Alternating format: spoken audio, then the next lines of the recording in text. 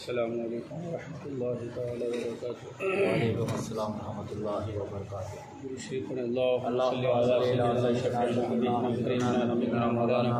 محمد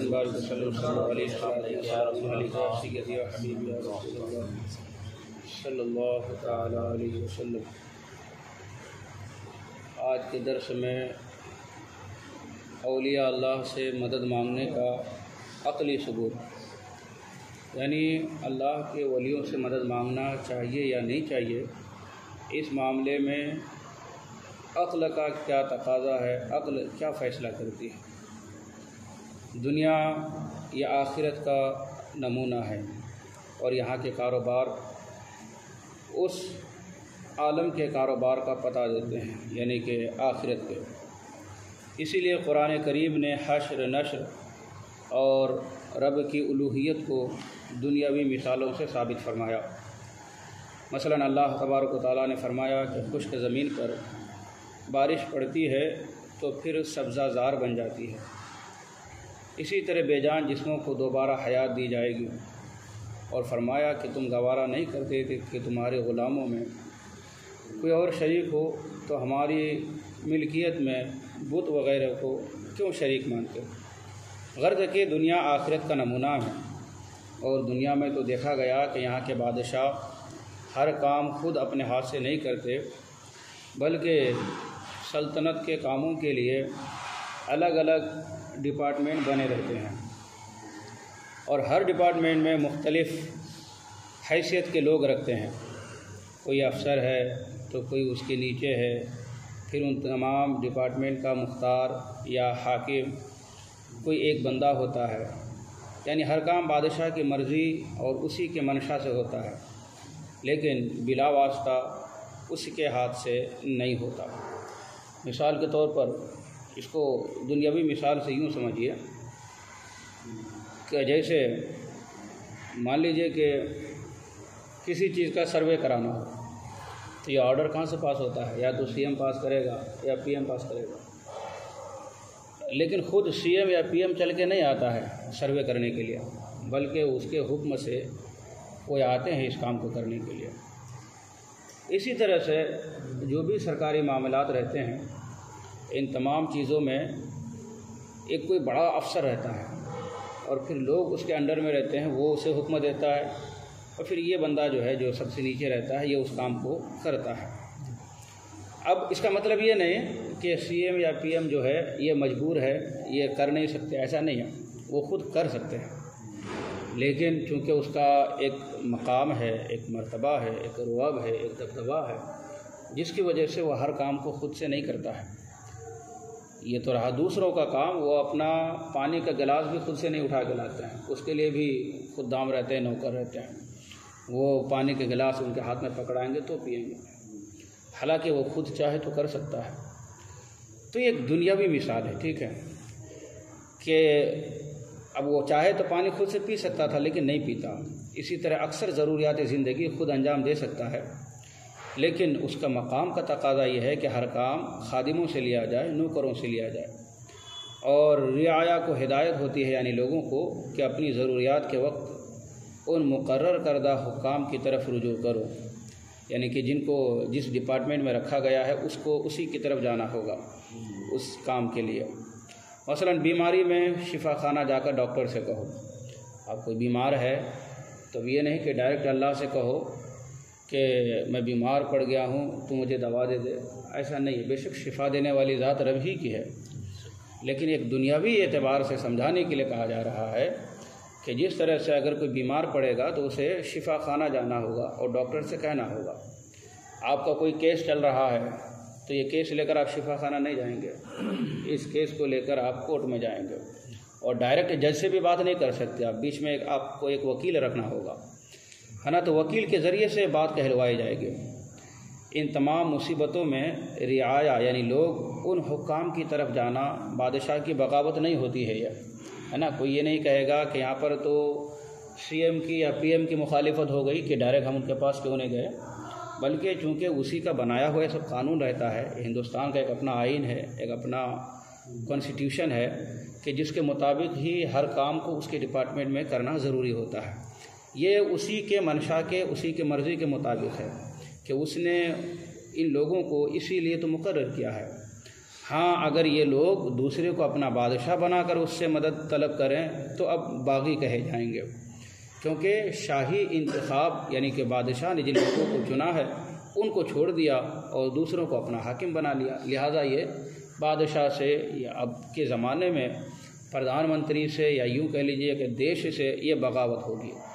جب یہ بات آپ کو سمجھ میں آ گئی تو اب سمجھیے کہ یہی طریقہ سلطنت الہیہ کا ہے کہ اللہ تبارک و تعالیٰ قادر ہے کہ دنیا کا بڑا چھوٹا ہر کام اپنی قدرت سے خود ہی پورا فرما دے، مگر ایسا نہیں کرتا، بلکہ انتظام دنیا کے لیے ملائکہ کو مقرر فرمایا ہے، اور ان کے پھر الگ الگ ڈپارٹمنٹ ہیں فرشتوں کے بھی، کوئی جان نکالنے والوں کے لیے، کوئی جان نکالنے کے لیے ہے جن کو حضرت عزرائیل علیہ السلام کہتے ہیں، اسی طرح انسان کی حفاظت کے لیے کوئی ہے، اسی طرح کوئی انسان کو روزی دینے کے لیے ہے کوئی فرشتہ، کوئی بارش برسانے کے لیے ہے، کوئی ماں کے پیٹ میں بچے بنانے کے لیے ہے اور ان کی تقدیر لکھنے پر ہے۔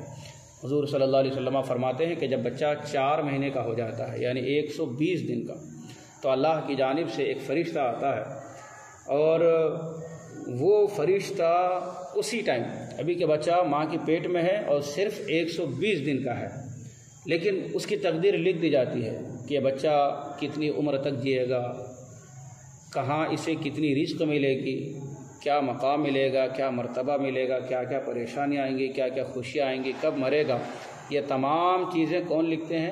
ایک فرشتے کی ذمہ داری ہے، اور فرشتہ حضرت میکائیل علیہ نبی کی علیہ الصلوۃ والسلام، حضرت میکائیل علیہ السلام، ٹھیک ہے۔ اور اسی طرح سے بارش برسانے کی بھی انہی کی ذمہ داری ہے۔ اب جب انسان اس زندگی میں رہتا ہے اس دنیا میں، تو یہاں پر بھی اللہ تبارک و تعالی ڈائریکٹ جو ہے بندوں کی مدد نہیں فرماتا، بلکہ کیا فرشتوں کے ذریعے سے وہ کام کروایا جاتا ہے۔ اب جب اس کا انتقال ہو گیا، قبر میں چلا گیا، تو وہاں پر بھی سوالات کرنے کے لیے وہاں پر بھی فرشتے ہی آتے ہیں، ڈائریکٹ رب تبارک و تعالیٰ نہیں پوچھتا ہے، منکر نکیر، وہ سوال کرنے کے لیے وہ فرشتے وہ الگ ڈپارٹمنٹ کے ہیں، ان کا کام ہی ہے سوال کرنا۔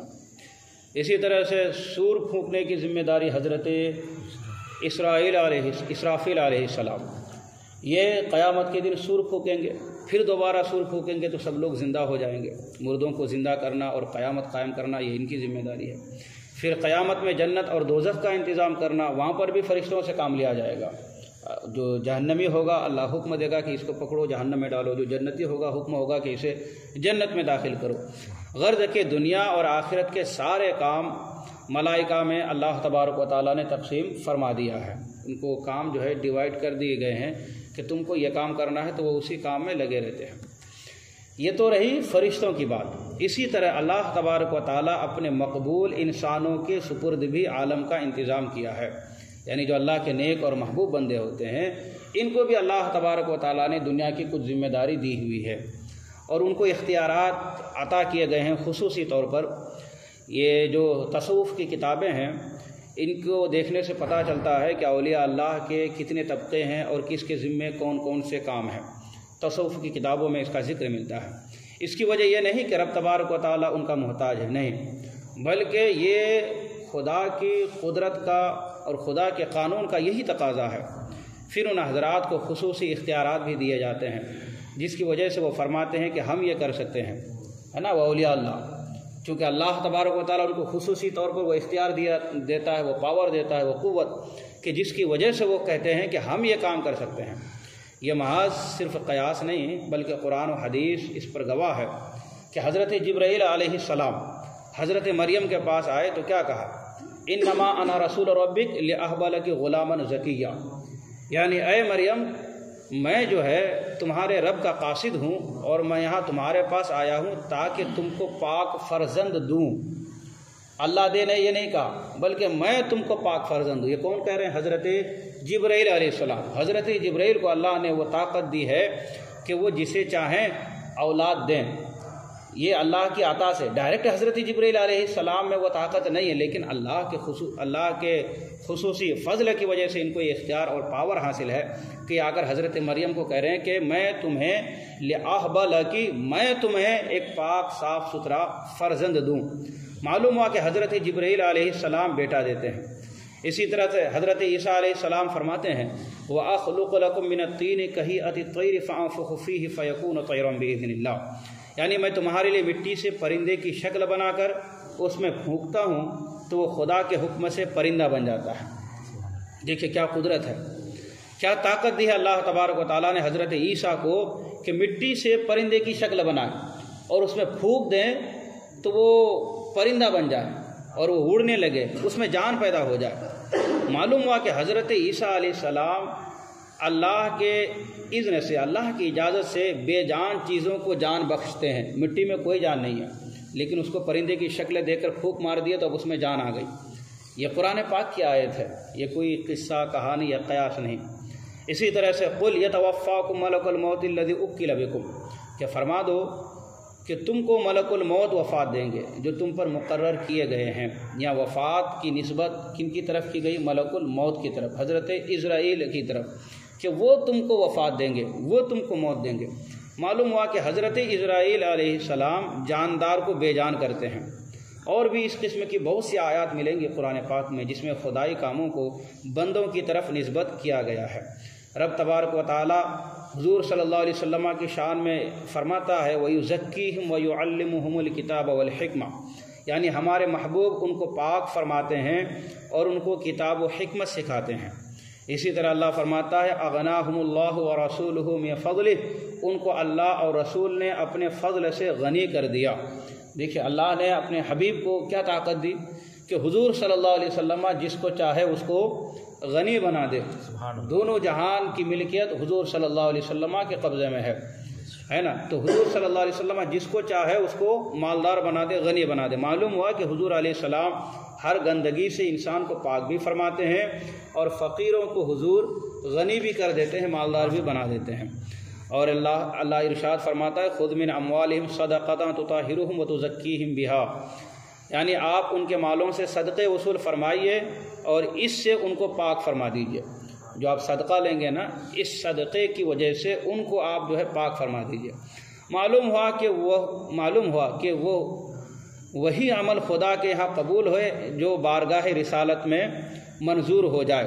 اگر حضور صلی اللہ علیہ وسلم کی بارگاہ میں کوئی عمل کوئی کام قبول نہیں تو اللہ تبارک و تعالیٰ کے یہاں بھی منظور نہیں، وہ عمل اللہ کے یہاں بھی لائق قبول نہیں ہوتا ہے۔ ان آیات سے معلوم ہوا کہ اگر کوئی کہے کہ ہم کو رسول اللہ عزت دیتے ہیں، مال و اولاد دیتے ہیں تو صحیح ہے، کیونکہ آیات نے یہ بتایا کہ حضور صلی اللہ علیہ وسلم جسے جو چاہے وہ عطا فرما سکتے ہیں، لیکن مقصد وہی ہوگا کہ یہ حضرات حکومت الہیہ کے حکام ہیں، رب تبارک و تعالیٰ نے ان کو دیا، یہ ہم کو دیتے ہیں۔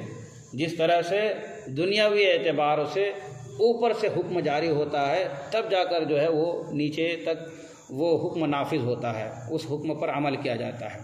اسی طرح مصیبت کے وقت اولیاء اللہ انبیاء کرام سے مدد مانگنا بھی جائز ہے۔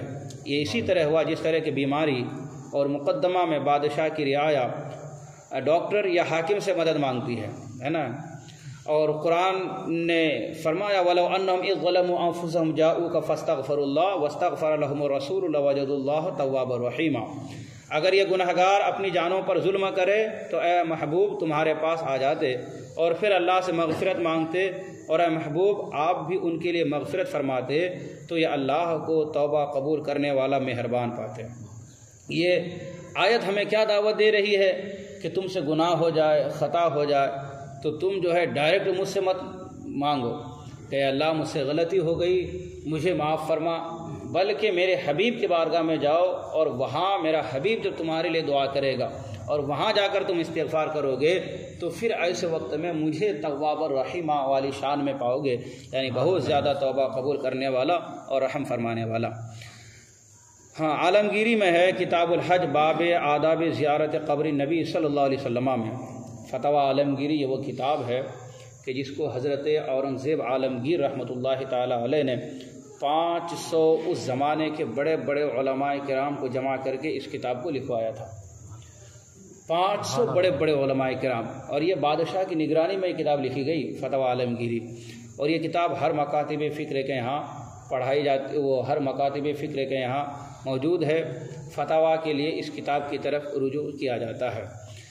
اس میں ہے کہ اب بھی جب کوئی زائر یعنی کہ زیارت کرنے والا، حضور صلی اللہ علیہ وسلم کے روزے کی زیارت کرنے والا حضور کے روزے پر حاضر ہو تو یہ آیت پڑھے. اب بھی یہ حکم ہے، یہ فتویٰ عالمگیری میں.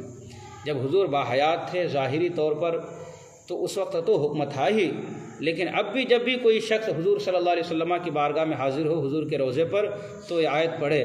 یہ تو دنیا میں تھا کہ حکام کے انڈر جو الگ الگ ڈپارٹمنٹ ہوتے ہیں ان کو اوپر سے حکم ہوتا ہے اور وہ اسی کے تحت کام کرتے ہیں. تو یہاں پر اس بادشاہ کی، یا یوں کہہ لیجئے کہ اس زمانے میں اس سی ایم یا پی ایم کی مخالفت نہیں ہوتی ہے. اسی طرح سے اللہ تبارک و تعالیٰ کی بارگاہ کے جو مقبول اور محبوب بندے ہیں، تو اگر کوئی شخص ان کی بارگاہ میں جا کر دعائیں مانگتا ہے، ان کی بارگاہ میں جا کر کچھ بھی وہ طلب کرتا ہے، تو یہ ایسا ہی ہوگا کہ جیسے کہ دنیاوی طور پر کوئی انسان کسی دفتر میں جاتا ہے، کسی ڈپارٹمنٹ والے کے پاس جاتا ہے اپنی عرضی لگانے کے لیے، ہے نا. جس طرح سے دنیاوی اعتبار سے کوئی خلاف نہیں ہے یہ، اور کوئی یہ اس کی گستاخی نہیں مانی جاتی، اسی طرح سے اللہ کے نیک محبوب بندوں کی بارگاہ میں جا کر مانگنے سے یہ شرک نہیں ہوتا اور یہ کوئی گناہ نہیں ہوتا ہے. قبر میں 3 سوال نکیرین کرتے ہیں. پہلا سوال کیا ہوتا ہے؟ من رب کا، یعنی تیرا رب کون ہے؟ بندہ کہتا ہے کہ اللہ. پھر پوچھا جاتا ہے تیرا دین کیا ہے؟ بندہ کہتا ہے کہ اسلام. ان سوالوں میں اسلام کی ساری باتیں آ گئی، ہے نا. پہلے سوال میں کہہ دیا میرا رب اللہ ہے، تو فائنل ہو گیا کہ یہ بندہ ہندو نہیں ہے، یہ بندہ مشرک نہیں ہے، یہ بندہ یہودی نہیں ہے، یہ بات فائنل ہو گئی. لیکن پھر دوسرا سوال ہوتا ہے کہ تیرا دین کیا ہے؟ جب اس نے کہا کہ میرا دین اسلام ہے، تو دین اسلام کہنے سے بھی بہت سے مذاہب چھڑ گئے، بہت سے دین اس سے نکل گئے. یہودیت، نصرانیت، عیسائیت، یہ تمام کے تمام جو باطل دین ہے یہ سب کے سب چھٹ گئے. اب جو بندہ اسلام میں آ گیا تو اسی سے ہر چیز کی معلومات ہو گئی، پتہ چل گیا فرشتوں کو کہ یہ کس کیٹیگری کا انسان ہے. لیکن اس کے باوجود اس سے تیسرا سوال کیا جاتا ہے، اور وہ تیسرا سوال کیا ہوتا ہے؟ آخری سوال یہ ہوتا ہے کہ اس سبز گنبد والے آقا کو تو کیا کہتا تھا، ہے نا. کیا کہتا ہے یہ نہیں، چونکہ انسان تو موت، کیونکہ انسان جب مصیبت میں پھنستا ہے تو کہتے ہیں نا کہ مصیبت کے وقت میں گدھے کو بھی انسان باپ بول دیتا ہے نا، پریشانی کے وقت میں. تو یہ نہیں کہ حضور کو دکھا کر پوچھا جائے کہ کیا کہتا ہے، یہ نہیں، بلکہ جب دنیا میں تھا اس وقت اس نبی کو کیا کہتے تھے؟ کیا تم اپنی طرح بشر کہتے تھے، یا حضور صلی اللہ علیہ وسلم کو تمام مخلوق میں سب سے افضل و اعلیٰ سمجھتے تھے؟ کیا تم ان کو اپنا بڑا بھائی سمجھتے تھے، یا یہ کہ حضور صلی اللہ تعالی علیہ وسلم کو تمام انبیاء کا سردار اور خاتم النبیین سمجھتے تھے؟ یہ دنیاوی طور پہ دنیا میں جب تھے اس وقت تمہارا کیا عقیدہ تھا، یہ پوچھا جائے گا قبر میں. یہ آخری سوال. تب سوالات ختم ہوتے ہیں جب حضور کے بارے میں پوچھا جاتا ہے. جب یہ صراحتاً کہلوا لیا کہ ہاں میں ان کو پہچانتا ہوں، یہ میرے نبی محمد رسول اللہ صلی اللہ علیہ وسلم ہیں، تب سوالات ختم ہوتے ہیں. تو قبر میں بھی حضور کے نام کی مدد سے ہی نجات ملتی ہے. سبحان اللہ. ہاں، جو کہتے ہیں دنیا میں کہ حضور کچھ مدد نہیں پہنچا سکتے یا اولیاء اللہ کچھ مدد نہیں دے سکتے، یہ دنیا میں تو پھنسے ہیں. قبر جو آخرت کی منزل میں سے سب سے پہلی منزل ہے، یہاں پر بھی اگر حضور کے نام سے مدد نہیں لیا تو بندہ وہاں پر بھی پھنس جائے گا، چونکہ وہ پاس ہی نہیں ہو سکتا ہے اس نکیرین کے سوال کے جواب میں. لہذا اس کے لیے کیا ہوگا؟ پھر وہ ہمیشہ ہمیشہ کے لیے جہنم میں چلا جائے گا. اچھا، حضور صلی اللہ علیہ وسلم کو پہچاننے کے لیے، قبر میں پہچاننے کے لیے کہ ہاں یہ میرے نبی ہیں، کہ یہ کوئی ضروری نہیں ہے کہ ان آنکھوں نے حضور کو دیکھا ہوگا تو ہی قبر میں پہچانے گا. یہ آنکھیں کام نہیں آئیں گی، بلکہ قبر میں وہ جو دل کی آنکھیں ہوتی ہے سبحان اللہ جسے عشق رسول کہا جاتا ہے، سبحان اللہ یہ والی آنکھیں قبر میں کام آئیں گی، ورنہ یہ آنکھیں تو ابو جہل اور ابو لہب کے پاس بھی تھی۔ ان سے پوچھا جاتا یہ کون ہے تو وہ کہتے تھے یہ ہماری طرح بشر ہیں۔ آج بھی ان کے برادری کے ان کے لوگ کہتے ہیں نا حضور کو کہ ہماری طرح بشر ہے۔ تو جس طرح سے مرنے کے بعد ابو جہل اور ابو لہب سے پوچھا گیا بتاؤ اس نبی کے بارے میں کیا کہتے تھے، تو جواب تھا ہے ہاتھ لا ادری، افسوس کہ ہم تو انہیں جانتے ہی نہیں یہ کون ہے۔ اب بتائیے پوری زندگی حضور کے آس پاس میں گزری ان لوگوں کی، حضور کو ستایا، حضور کو پریشان کیا، حضور کو گالیاں دی، حضور کے راستے میں کانٹے بچھائے اور نہ جانے کیسے کیسے تکلیفیں دی، حضور کو ستایا ہے، اپنی آنکھوں سے حضور کو دیکھا ہے، لیکن جب قبر میں پہنچتا ہے تو کیا کہتا ہے کہ میں نہیں پہچانتا۔ تو چونکہ حضور کو پہچاننے کے لیے یہ والی آنکھیں کام نہیں آتی ہے، حضور کو پہچاننے کے لیے دل کی جو آنکھ ہے جسے عشق رسول کہا جاتا ہے یہ والی آنکھیں کام آتی ہے۔ وہ تو حضور کے زمانے میں رہ کر نہیں پہچانا، دوسری طرف عاشقوں کے امام عشق و محبت سیدی سرکار اعلیٰ حضرت جب قبر میں گئے ہوں گے اور نکیرین پوچھے ہوں گے کہ بتاؤ ما کنت تقول فی حق ھذا الرجل، اس شخص کے بارے میں کیا کہتے تھے، تو میرا عقیدہ کہتا ہے کہ اعلیٰ حضرت کہے ہوں گے کہ مجھ سے کیا پوچھتے ہو کیا کہتے تھے، میں تو ساری زندگی کہتا رہا کہ مصطفیٰ جان رحمت پہ لاکھوں سلام، سبحان اللہ، اسی نبی پر تو درود بھیجتا تھا، اسی نبی پر تو سلام بھیجتا تھا۔ سبحان اللہ۔ تو دنیاوی آنکھیں جو ہے کام نہیں آئیں گی، وہاں پر جو ہے وہ دل کی آنکھ جو ہے وہ والی آنکھ کام آئیں گی۔ تو جس کے دل میں حب رسول ہے، جس کے دل میں حضور صلی اللہ علیہ وسلم کی عظمت ہے، محبت ہے، وہ حضور کو دیکھتے ہی پہچان جائے گا، اور جب یہاں پہ وہ پاس ہوگا تب جا کر اسے کہا جائے گا کہ اب تو آرام سے سو جا، ہے نا۔ قیامت اچھا یہ تو رہی قبر میں بات، اب قیامت میں بھی لوگ تنگ آ کر شفیع ہی کو ڈھونڈیں گے کہ کوئی مل جائے جو ہماری شفاعت کرے۔ جب حضور صلی اللہ علیہ وسلم کے دروازے تک پہنچ جائیں گے تب حساب و کتاب شروع ہوگا، وہ بھی حضور کی شفاعت سے۔ تو معلوم ہوا کہ دنیا میں بھی حضور کی ضرورت ہے، قبر میں بھی حضور کی ضرورت ہے، اور آخرت میں بھی حضور کی ضرورت ہے۔ جب تک حضور شفاعت نہیں فرمائیں گے تب تک جو ہے حساب و کتاب بھی شروع نہیں ہوگا، کہ سارا عالم حضور صلی اللہ علیہ وسلم ہی کا محتاج ہے، یہاں بھی قبر میں بھی اور حشر میں بھی۔ اسی لیے اللہ فرماتا ہے وَابْتَغُوا إِلَيْهِ الْوَسِيلَةَ، تم رب کی طرف وسیلہ تلاش کرو، یعنی ہر جگہ وسیلہ مصطفیٰ صلی اللہ علیہ وسلم کی ضرورت ہے۔ اگر یہاں وسیلہ سے مراد نیک اعمال ہی کا وسیلہ مراد ہو تو ہم جیسے گناہگار بد عمل اور مسلمانوں کے بچے دیوانے اور وہ جو ایمان لاتے ہی مر جائیں وہ سب بے وسیلہ ہی رہ جائیں گے، ہے نا۔ جو ایمان لایا اور فوراً مر گیا وہ کچھ کام ہی نہیں کیا۔ اب چونکہ وہابی دیوبندی کیا کہتے ہیں وَابْتَغُوا إِلَيْهِ الْوَسِيلَہ میں جو اللہ فرماتا ہے کہ وسیلہ تلاش کرو، تو وہ کہتے ہیں اس سے مراد اعمال ہے، یعنی ہم جو عبادت کرتے ہیں نا ان عبادتوں سے وسیلہ اللہ تبارک و تعالیٰ تک پہنچنے کے لیے مانگنا چاہیے، اس کا قرب حاصل کرنے کے لیے۔ یہ کون کہتے ہیں؟ وہابی دیوبندی۔ اور ہم کیا کہتے ہیں کہ وَابْتَغُوا إِلَيْهِ الْوَسِيلَہ، بے شک اعمال کا وسیلہ ہے، لیکن یہاں پر اس آیت کریمہ میں وسیلہ سے مراد ہے کہ اللہ کے نیک اور محبوب بندوں کے دامن سے وابستہ ہو جاؤ، ان کے دروازے تک جاؤ، ان کی چوکھٹ تک جاؤ، ان کے نام لو، ان کے نام سے تم دعائیں مانگو، ان کے وسیلے سے مانگو تو عطا کیا جائے گا۔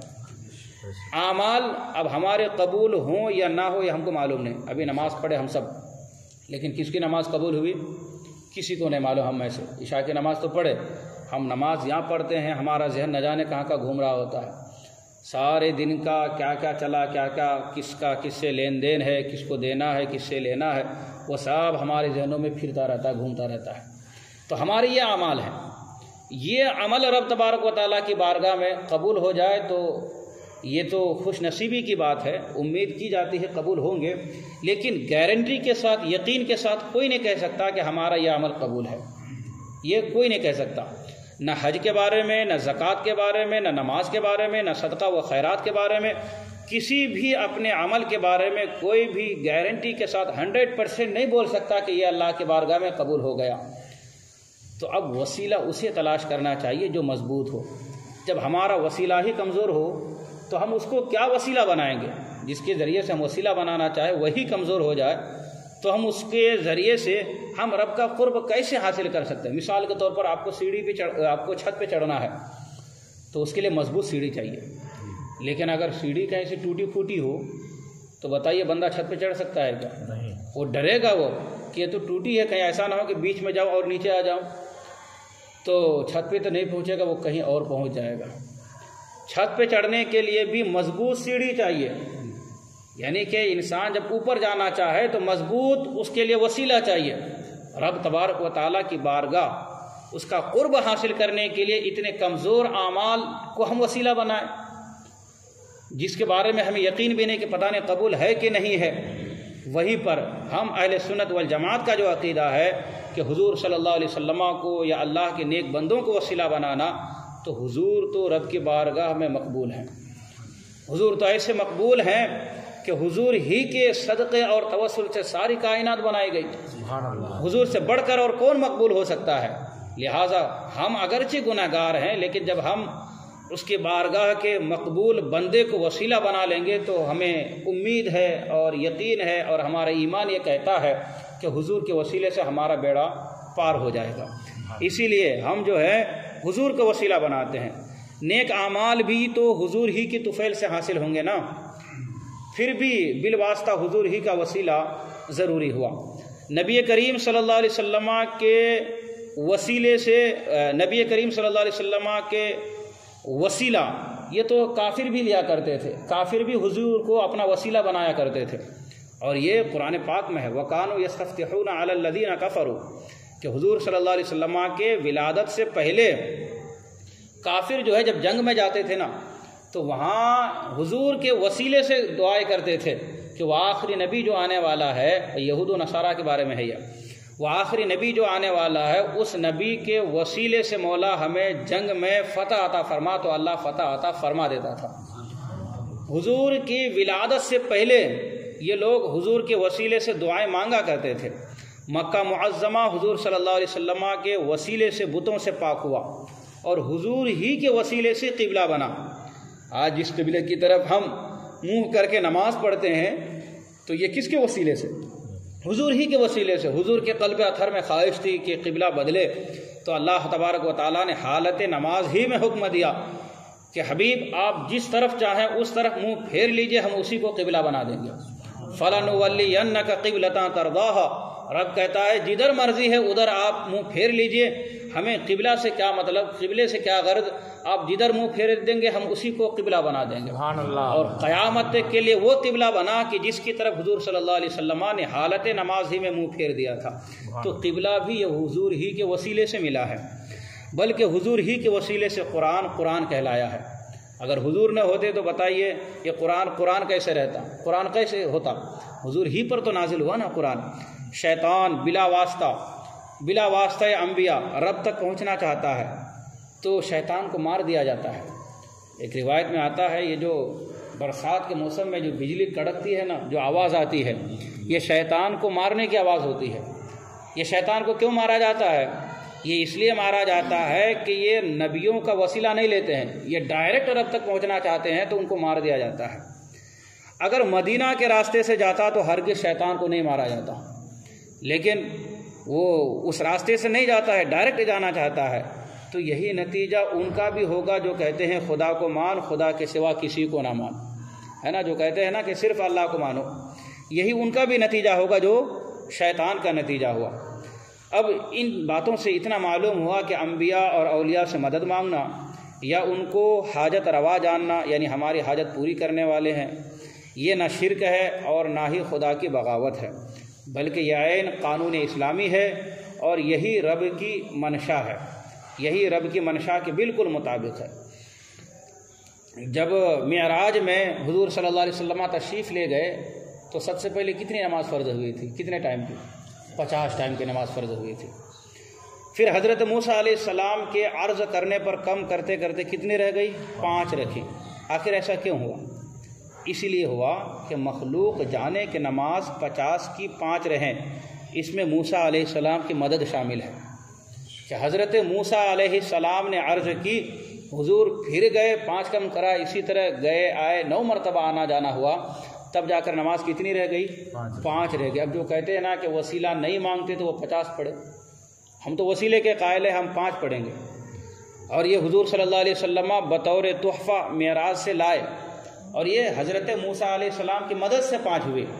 اب جو کہتے ہیں کہ اللہ کے سوا کسی سے مدد نہیں مانگنی چاہیے، جو مانگنا ہے اللہ سے مانگو، جو بولنا ہے وہ اللہ کو بولو، جو کرنا جو تمہیں چاہیے وہ اللہ سے طلب کرو، جو وسیلے کو نہیں مانتے، غیر اللہ کی مدد کو نہیں مانتے ہیں، تو ان کو چاہیے کہ وہ 50 نمازیں پڑھیں، اس لیے کہ جو کم ہوئی ہے وہ حضرت موسیٰ علیہ السلام کی مدد سے ہوئی ہے، اور وہ لوگ غیر اللہ کی مدد کے قائل نہیں ہیں، کہتے ہیں غیر اللہ کی مدد نہیں کرنی چاہیے، وہ غیر اللہ سے مدد نہیں لینی چاہیے، لہذا ان کو 50 پڑھنی چاہیے۔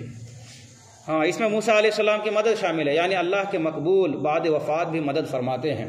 حضرت موسیٰ علیہ السلام کب کی وصال فرما گئے تھے ظاہری طور پر، لیکن وصال کے بعد بھی حضرت موسیٰ علیہ السلام نے مدد فرمائی۔ اچھا، وصال کے بعد ابھی پچھلے درس میں بھی شاید بات آئی تھی کہ ان کی طاقت جو ہے اور زیادہ بڑھا دی جاتی ہے۔ اب دیکھیے، حضور صلی اللہ علیہ وسلم فرماتے ہیں کہ جب میں گزر رہا تھا معراج کی رات، تو میں نے دیکھا کہ حضرت موسیٰ علیہ السلام اپنی قبر میں نماز ادا فرما رہے ہیں۔ سبحان اللہ۔ حضرت موسیٰ علیہ السلام نماز پڑھ رہے ہیں، لیکن جب حضور مسجد اقصیٰ گئے تو حضور فرماتے ہیں حضرت موسیٰ میرے سے بھی پہلے مسجد اقصیٰ میں موجود تھے۔ سبحان اللہ۔ تو کیا پتہ چلا کہ جو اللہ کی بارگاہ کے مقبول اور محبوب بندے ہوتے ہیں نا، بعد وصال ان کی طاقت اور زیادہ بڑھ جاتی ہے ظاہری پردہ فرمانے کے بعد۔ ہاں، تو رہا مشرکین کا اپنے بتوں سے مدد مانگنا، تو یہ بالکل شرک ہے۔ 2 وجہ سے شرک ہے۔ اولاً تو اس لیے کہ وہ ان بتوں میں خدائی اثر اور ان کو چھوٹا خدا مان کر مدد مانگتے ہیں۔ جو مشرکین جو بتوں سے مدد مانگتے ہیں نا، تو ان کو چھوٹا خدا مانتے ہیں، اور ہم جو اولیاء اللہ سے مدد مانگتے ہیں تو معاذ اللہ چھوٹا خدا نہیں مانتے ہیں، بلکہ رب تبارک و تعالیٰ نے ان کو جو طاقت دی ہے، ہم اس طاقت اور اس ان کو جو خدائی اللہ تبارک و تعالیٰ نے ان کو جو پاور دیا ہے، جو طاقت دیا ہے، ہم جو ہے ان کے وسیلے سے رب تبارک و تعالیٰ ہی سے مانگتے ہیں، ہے نا، ڈائریکٹ ان کو خدا سمجھ کے نہیں مانگتے ہیں۔ اس لیے ان کو الہ یا شرکا کہتے ہیں، یعنی کہ بتوں کو، یعنی ان بتوں کو اللہ کا بندہ اور پھر الوہیت کا حصہ دار مانتے ہیں، جیسے کہ حضرت عیسیٰ علیہ السلام کو عیسائی اللہ کا بندہ ہونے کے ساتھ ساتھ اللہ کا بیٹا کہتے ہیں، معاذ اللہ، اس لیے یہ شرک ہوگا۔ مومن ان اولیاء اور انبیاء کو صرف بندہ ہی مان کر ان کو اس طرح کا حاجت روا مانتے ہیں، جیسے کہ اہل دیوبند بھی مالداروں کو مدرسہ کا معاون اور مددگار مانتے ہیں، کہ جو مالدار لوگ ہیں ان کو کہتے ہیں کہ بھائی تو مدد کرو مدرسے کی، تو دیوبندیوں کو تو چاہیے کہ وہ مدد ہی نہ مانگے، چونکہ وہ کہتے ہیں غیر اللہ سے مدد ہی نہیں لینی چاہیے۔ یا طبیب یا حاکم کو یا ڈاکٹر کے پاس جاتے ہیں اور کہتے ہیں کہ بھائی ہماری مدد کرو، علاج کرو۔ دوسرے اس لیے بھی کہ بتوں کو رب تبارک و تعالیٰ نے یہ اختیار نہیں دیا ہے کہ وہ اپنی طرف سے ان کو اپنا مختار مان کر ان سے مدد وغیرہ طلب کرتے ہیں، لہٰذا وہ مجرم بھی ہیں اور اللہ کے باغی بندے بھی ہیں، جس کی بہترین مثال ابھی ہم پیچھے بیان کیے۔ اس فرق کو شاہ عبدالعزیز نے ملحوظ رکھ کر فیصلہ فرمایا ہے کہ بلا تشبیہ ایک بت پرست پتھر کی طرف سجدہ کرتا ہے، مشرک ہے کہ اس کا یہ کام اپنے ایجاد سے ہے، اس پتھر کی طرف جو سجدہ کرتا ہے تو وہ مشرک ہے۔ کیوں؟ اس لیے کہ اس کا وہ کام اپنی طرف سے ہے۔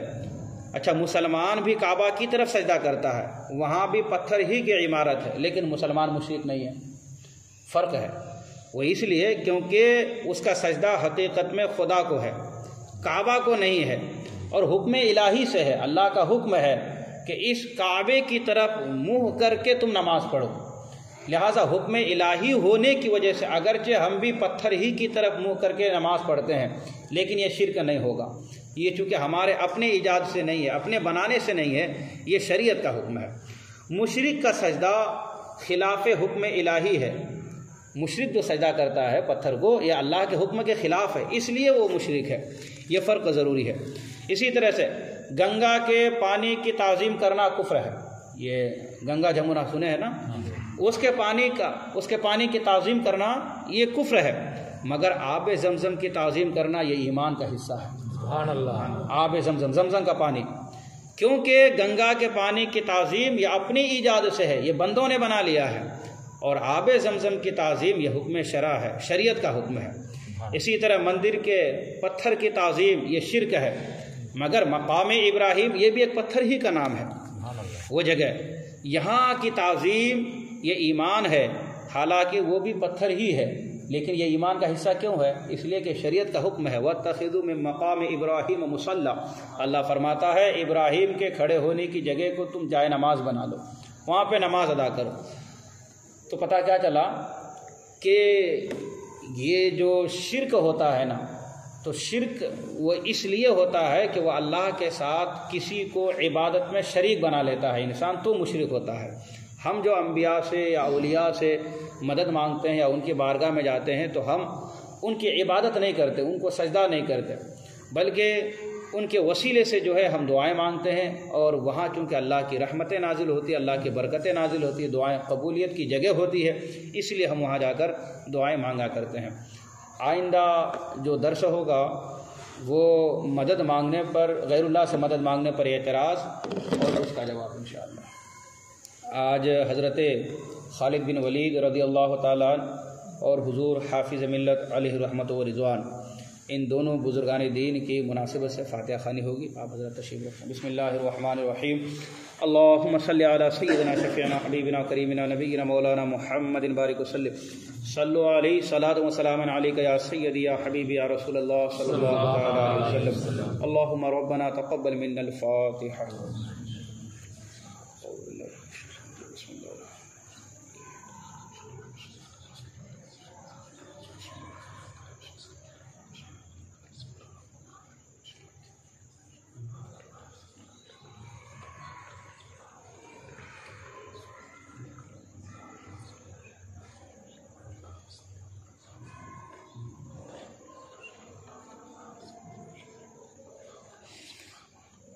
الہ العالمین، خالق کائنات، مالک بے نیاز، نماز عشاء سے لے کر اب تک جو بھی باتیں ہوئی مولا تعالی، اور تیرے مقدس کلام میں سے جو بھی آیت صورت تلاوت ہوئی، فاتحہ خوانی ہوئی، مولا تعالی شیرینی وغیرہ مطموعات مشروبات کی شکل میں جو بھی حاضر ہے سب کو اپنی بارگاہ کرم میں قبولیت کا درجہ عطا فرما، ان تمام چیزوں پر بے حساب اجر و ثواب عطا فرما، سب کا سب سے پہلے حضور صلی اللہ علیہ وسلم کی مقدس بارگاہ میں پیش قبول فرما، تیرے حبیب کے وسیلے سے تمام انبیاء کرام رسولان اعظام کی بارگاہ میں پیش قبول فرما، تمام صحابہ صحابیات کی بارگاہ میں پیش قبول فرما، بالخصوص الہ العالمین حضرت خالد بن ولید رضی اللہ تعالی عنہ کی بارگاہ میں پیش قبول فرما، مولا ان کے مزار مبارک پر کروڑوں رحمتیں نازل فرما، ان کے درجات کو بلند سے بلند تر فرما، الہ العالمین تمام تابعین تابعات کی بارگاہ میں اس کا ثواب پیش کرتے ہیں، قبول فرما، یا الہ العالمین تمام اولیاء کرام بزرگان دین مشائخین کرام محدثین نظام مفسرین کرام کی بارگاہ میں پیش قبول فرما، بالخصوص حضور سیدنا غوث پاک رضی اللہ تعالی عنہ کی بارگاہ میں پیش قبول فرما، حضور خواجہ غریب نواز، حضور خواجہ بند نواز گیسو دراز کی بارگاہ میں پیش قبول فرما، شہنشاہ دکن حضور سیدنا بابا فخر الدین کی بارگاہ میں پیش قبول فرما،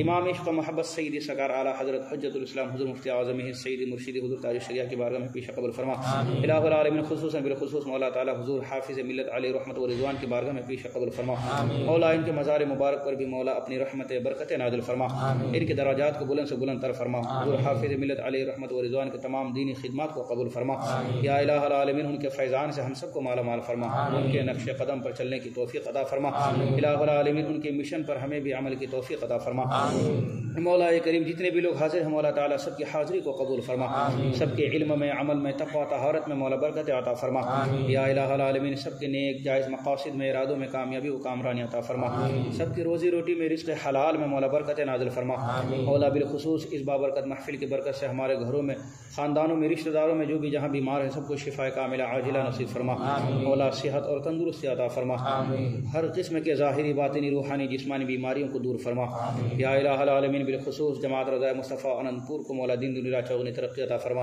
اس کے تمام ارکان ممبران کے حوصلے کو بلند سے بلند تر فرما، جتنے بھی لوگ مولا تعالیٰ اس تحریک کے لیے کوششیں کر رہے ہیں مولا تعالیٰ سب کی کوششوں کو کاوشوں کو قبول فرما، سب کو مولا بہترین صلہ جزا بدل عطا فرما، دین میں دنیا میں آخرت میں مولا بہترین اجر عطا فرما، یا الہ العالمین سبوں کی محنتوں کو قبول فرما، یا الہ العالمین مدرسہ غوثیہ گلشن رضا مسجد رضا کو بھی مولا دین دنیا چوگنی ترقی عطا فرما، یا الہ العالمین ہماری دعاؤں کو اپنے حبیب صلی اللہ علیہ وسلم کے نال نالین کے صدقے اور توسل سے قبول فرما. اللهم ربنا تقبل منا انك انت السميع العليم وتب علينا انك انت التواب الرحيم. سبحان ربك رب العزة عما يصفون وسلام على المرسلين والحمد لله رب العالمين. حق لا اله الا الله محمد